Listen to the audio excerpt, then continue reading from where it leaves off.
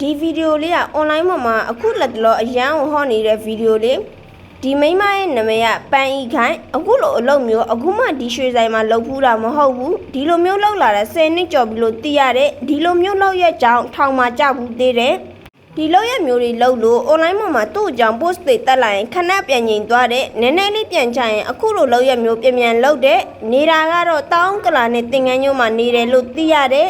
ပုံစံလေးကြည့်ရင်မထင်ထားရလောက်တဲ့သူတွေကပဲလုပ်တာနော်ဒီမိန်းမရဲ့လုပ်ပုံကတော်တော်လေးလက်ရည်နေတဲ့သူတယောက်ကျွမ်းကျင်အစင်းပေါ့နော်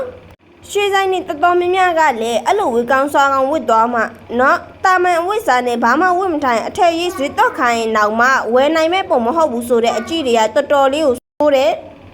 ဒါရွှေဆိုင်နေတော့သင်္ကန်းစာလို့ပဲပြောရမယ်ပုံမှန်အဝတ်စားနဲ့လိုင်းမဲ့သူထင်ပြီးမပြချင်ကြဘူးမင်းရင်လည်းဖြည့်ချင်းတလို့လို့မဖြည့်ချင်းတလို့လို့နဲ့